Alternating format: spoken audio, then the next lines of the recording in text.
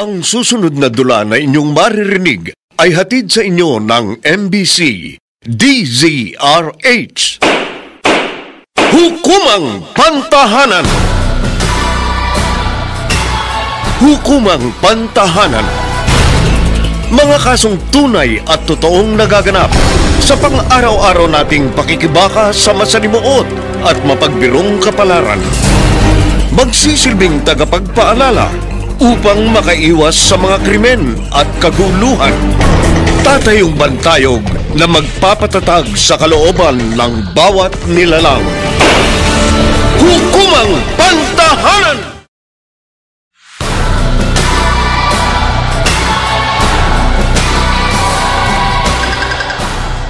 Magandang Sabado ng umaga sa inyong lahat. Ngayong araw, hahatiran namin kayo ng isang naibang dula na inaasahan naming makapagbibigay sa inyo ng impormasyon at kaukulang kaalaman pagdating sa mga nababasa ninyo sa pahayagan, narinig sa radyo, napapanood sa telebisyon. Mga usaping dapat lamang magkaroon ng tamang gabay, katulad ng usaping pamamahiya ng staff sa mga naakusahang shoplifter. Hukumang Pantahanan!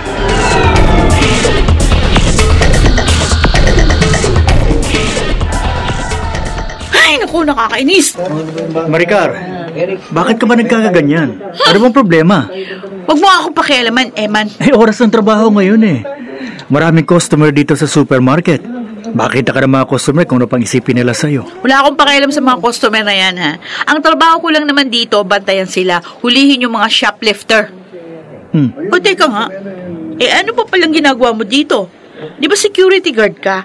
Dapat nandun ka sa exit, nag-i-inspeksyon. Break ko ngayon eh. Pansamantalang pumalit sa akin si Suarez. Smile naman dyan oh.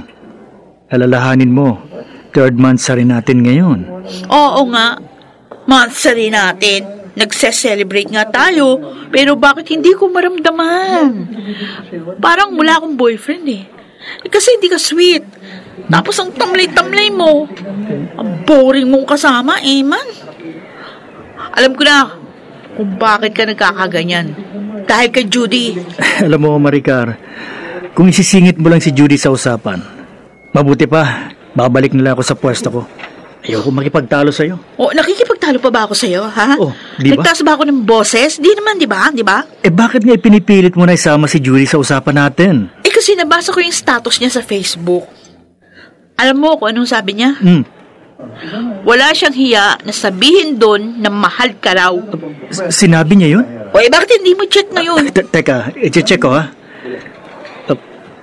Naku. Ano? Kita mo na. Ang kapal talaga ng mukha ng babaeng yun.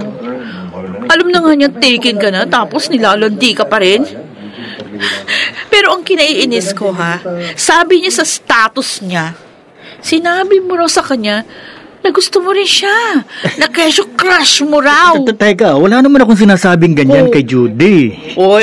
Hindi naman maglalakas ng loob na sabihin yan ni Judy kung hindi mo sinabi sa kanya, o pwedeng hindi mo sinabi.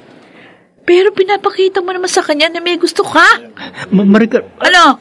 Di ba? Totoo? Totoo ba yung sinasabi ni Judy? Ha? Tama na, pwede ba? Ano? Magkaaminan nga tayo. May gusto ka ba kay Judy?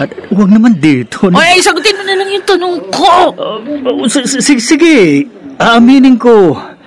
Naging crush mo nga si Judy. Ano, masaya ka na? Pagpapalit mo ba ako sa kanya? Ipagpapalit kita sa kanya kung hindi ka titigil sa pagsiselos mo. Nako, diyan ka na nga. Shit! Hindi ako papayag, Eman, na maago ka sa akin ni Judy. Magkakamataya kaming dalawa ng babaeng yun! Miss, saan dito yung customer service? Doon! Sungit mo naman. Pasensya na. Abala ako sa trabaho eh. Sige na po. Pumunta na po kayo doon.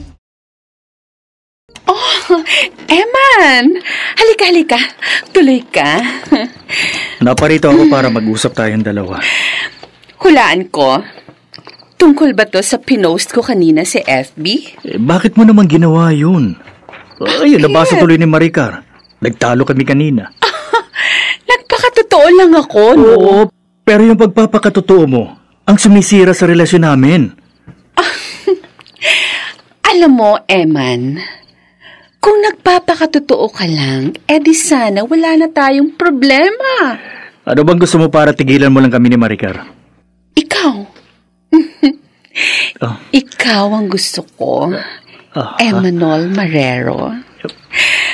At alam mong hindi kita basta-basta titigilan hanggat hindi kita nakukuha mula kay Maricar. Judy, huwag mo naman sanang hayaang magkasala ako sa girlfriend ko. Hindi kasalanan na magpakatotoo ka sa mga nararamdaman mo. Pero at higit sa lahat, hindi masama ang magmahal. Umamin ka na kasi. Ako ang gusto mo at hindi si Maricar. Tama ako, di ba? Oo. Oh, see? Ikaw nga ang gusto ko, pero paano naman si Maricar? Di, iwanan mo siya.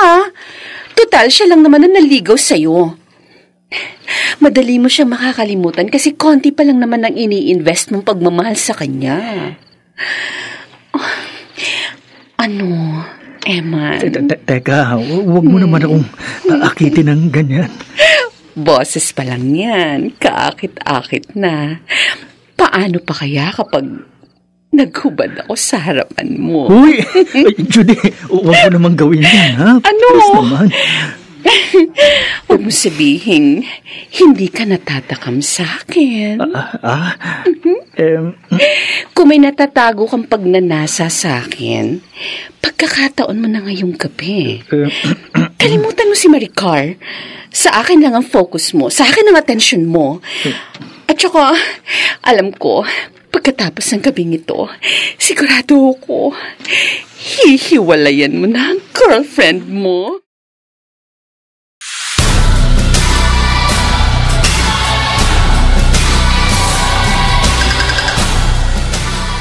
Balikan natin ang dulang Hukumang Pantahanan!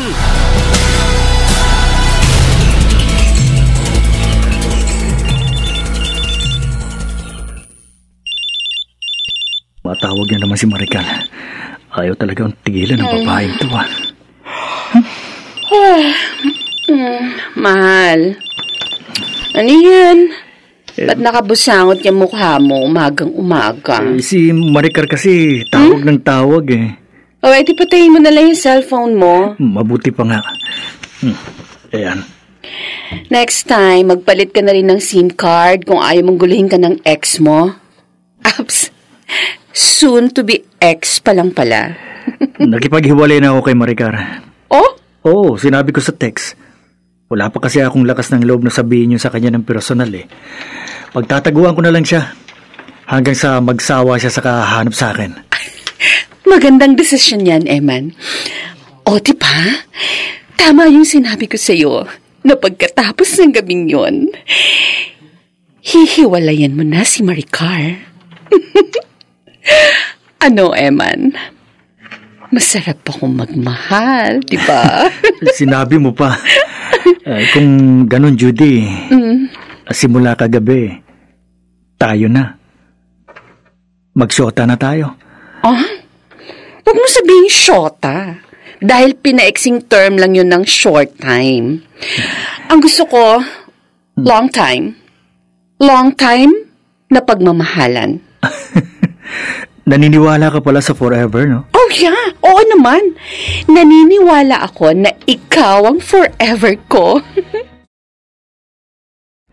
Hey, Maricar. Nakabusangot ka na naman dyan. Kaya ka iniiwasan ng mga customer, eh. Naiinis kasi ako sa bill. Bakit na naman? Hindi ka pa rin ba makamove on sa pakikipag-break sa'yo ni Eman? Hindi ko matanggap. Ang sakit ng ginawa sa akin ni Eman. Lalo na nung pinagpalit niya ako doon sa kahirang si Judy. Talaga? Oo. Sila na palang dalawa? Hindi ko kasi matanggap na si Judy lang yung ipapalit niya sa akin. Tingnan mo nga itsura ng babaeng yun kumpara sa akin. Ay, hindi naman sa nalalait ako, no? Ay, di hamak naman na mas maganda ako kaysa sa balyenan na yun. Hindi naman nabibase lang sa itsura ang pag-ibig, eh. Mabait naman kasi si Judy. Parang pinalalabas mo ngayon? Masama ugali ko, ganun? Ay, wala akong sinasabing ganyan, ha? Ang sa akin lang, mag-move on ka na. Hindi lang naman si Emma na lalaki sa mundo. Makakahanap ka rin na lalaki masigit pa sa kanya. Hindi, Isabel. Gagawin ko pa rin ang lahat para bumalik siya sa akin. Bahala ka kung ayaw mo makinig. Basta umayos ka dyan, Maricar. Huwag mong dalhin sa trabaho yung heartbreak mo. Kasi kapag nakita yung pagmumukha mo na supervisor natin, sigurado, pagagalitan ka na naman niya. Eman! Eman, sandali. Ano na naman bang kailangan mo sa akin? Please naman, bumalik ka na sa akin. Mahal na mahal kita. Wala na akong pagmamahal sa'yo. Sorry, pero hindi ko ihiwalayin si Judy. Bakit ba? Anong meron sa kanya na wala sa akin? Marami. Mabait siya, mapagpakumbaba, at mahal na mahal niya ako. Bakit? Di ko ba naibigay yun sa'yo? Minahal naman kita. Maricar, pwede ba? Matuto ka nang mag-move on. Naapektuhan ang trabaho mo dahil sa paghahabol mo sa akin O tingnan mo nangyari kanina. Nasita ka na naman ni Ma'am Vesna dahil palagi ka na kasi mangot. Hindi naman ako magkakaganito kundi dahil sa'yo. Ay, tama na, please. Pagod na ako sa'yo Eman. Sa relasyon nating dalawa, natagpuan ko ng kaligayahan ko. At si Judy yun. Eman. Maricar, sorry. Pero wala nang pag-asang magkabalikan pa tayo. Uulitin ko sa'yo, ha? Move on!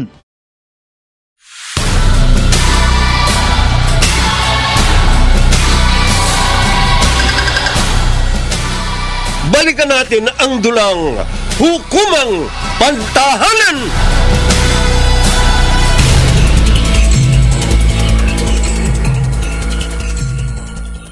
Miss, Neng, saan yung customer service? Ayun. Yung customer service. Hindi nyo ba nakikita? Laki-laki ng signage. Ay, pasensya ka na. Senior citizen na ako Malabo ng paningin ko. Pwede magpatulong na lang kayo dun sa guard. Doon. O sige, salamat Maricar, grabe ka naman doon sa customer. Buti na lang, hindi ka pinatulan nun. Ay, sandali!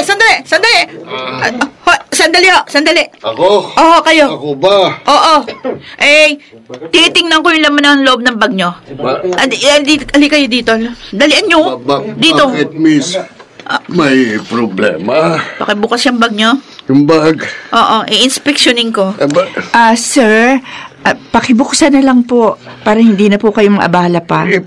Pinagbibintangan niyo ba akong shoplifter? Oo, kasi nakita ko kanina may sinuksok ka sa loob ng bag mo. Hindi ako shoplifter. At saka pwede ba hinaan mong boses mo, miss? Mahina naman boses ko Ini-inspeksyon yung bag ko sa maraming tao.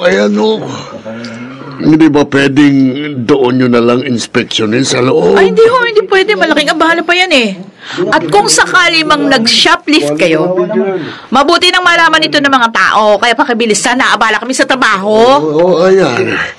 Ito na yung laman ng mga gamit ko. Maricar, ano ba yung nakita mo sinishoplift ni sir? Ito ba yun? Oo, yan. Yan yun. Wala naman laman At saka mukhang luma na ito. May pinabibili kasi sa akin ng anak ko na ganyang klase. Nung una hindi ko alam. Kaya ibinigay niyo sa akin yan para mahanap ko dito sa supermarket niyo. Maricar, clear na ito. Sabi ko na sa inyo hindi ako shoplifter. Sige na. Tapos ang inspeksyon. Sige na. Makakalis na kayo. Ano? Ewan.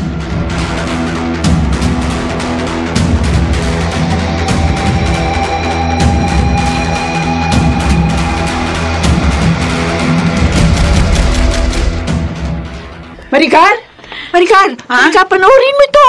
Bakit? Viral ka ngayon. Viral? Oo. Bakit? Ito, natatandaan mo tong customer na pinagkamalan mo shoplifter?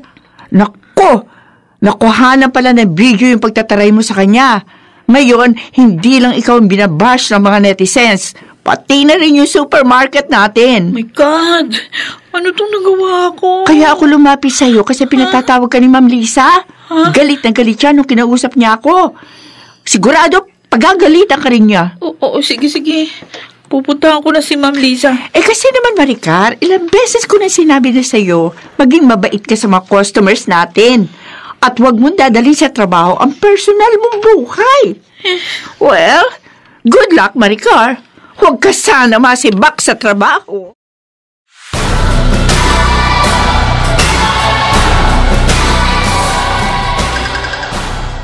Mga kaibigan, narito si Attorney Rina Seco upang magbigay ng karagdagang kaalaman tungkol sa usaping pamamahiya ng staff sa mga naakusahang shoplifter. Maari po magkaroon ng pananagutan si Maricar sa customer na pinagbintangan niyang nagnakaw at nagpahiya sa kanya sa iba pang customer sa supermarket.